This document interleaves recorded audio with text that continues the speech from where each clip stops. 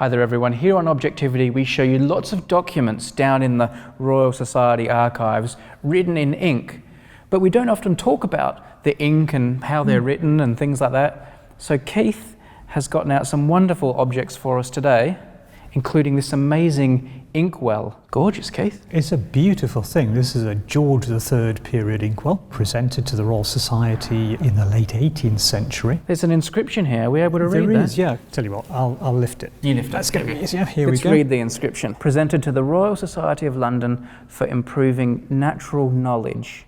AD 1797. 1797. Was it used at the Royal Society? It was indeed. So if the President had an important document to sign, this would be placed in front of the President and he would use this to sign, beginning with Sir Joseph Banks. I don't believe you, Keith. I need proof. It's true. Here we have proof right behind you.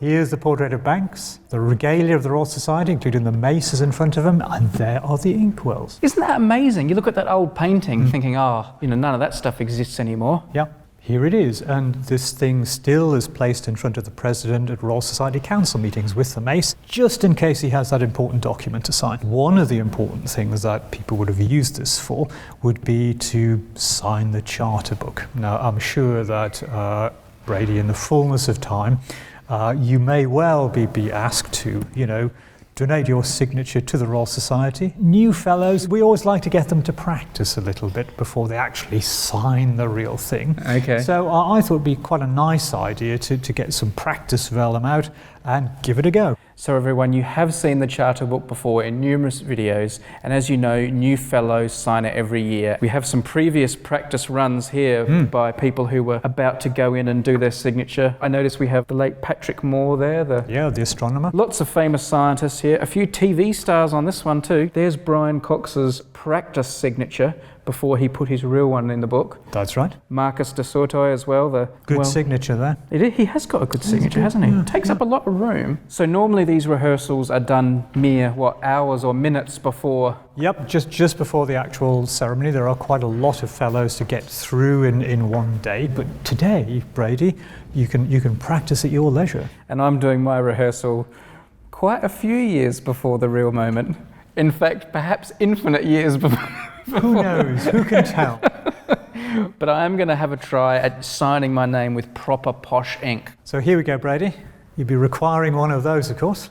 Do I wear this behind my ear? Yeah, perhaps in a hat. Yeah, but of course that's what people would have used in Banks' day and rather earlier. Maybe we should stick to the steel pens, though, which are more of an early 19th century invention. Okay. And we have a very nice 19th century pen here. Is that legit? Is this a real old one? It is, yeah. The nib's been changed, but yeah, the pen itself is an old one. I have absolutely no idea what to do. So it's a dip pen. A dip pen. You need to dip it in the ink, and you will write straight away from that. Yeah. This is going to be so bad.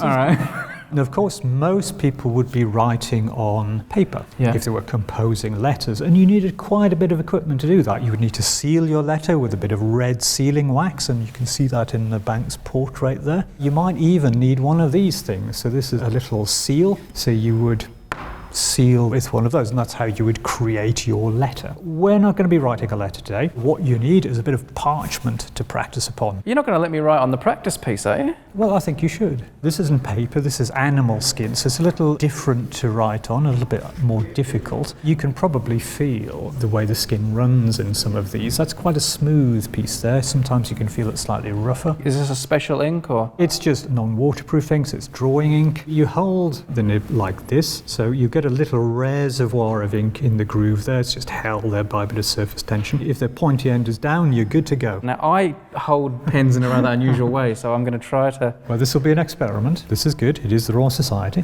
Like that? Yeah. Is that too much? That's fine. No, that's fine. So you need to turn it.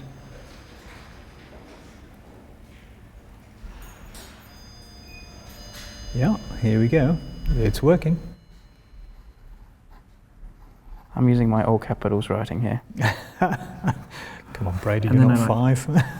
No, that's one of the ways that I write. Oh, right, okay. That's not bad. Should I let's try official signature? Let's try the full-on signature now. All right, here we go.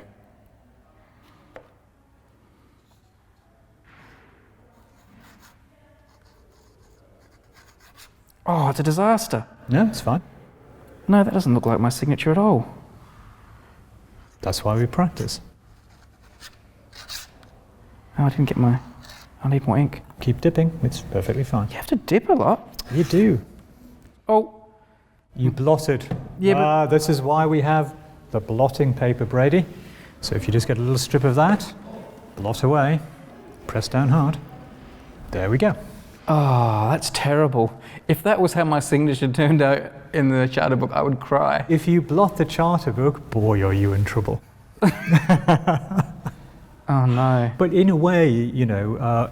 I have to have another go, Keith. Okay. I have to have another go. People always did blot. I mean, if they're used to writing, of course they blot less, but accidents happen. You get ink spills on historical documents. It's part of the character of what you're looking at. I think it's fine. Quite often these days we'll use a cartridge pen or a draw pen so that, you know, there's a reservoir that you pull ink up into. It just makes people feel a little more comfortable. But there are still, on the day, difficulties with the pen. Some people prefer different styles of nib, for example. So it's never easy. You're getting worse, Brady, not better. That actually looks more like my signature, except for the blot. Do you know the thing that brings me undone? Is at the end of my signature, I do... Oh. At the end of my signature, I do this little flourish like a line. Yeah. And whenever I do that, that's when I'm blotting. I'm going to do one more. Yeah, I do that too. That's something we have in common. Well, there you go. Yeah. Let me do one more. And this time when I do the flourish, I'm going to be more careful.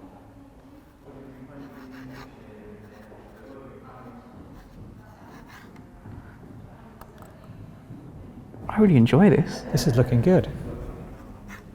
Okay, this is where I've got to be careful.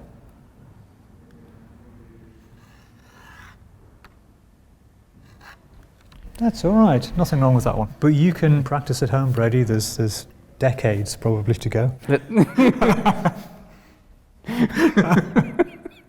Do you know what? Even that's a compliment. Yeah, I know. Yeah. Let's see yours. I was being kind. Okay.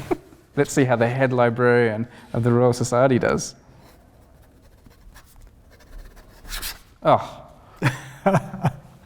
That is the man. That's impressive. Confidence. That's all it takes. It was confidence, wasn't it? Yeah. Do you want to go, James? I do, but I don't.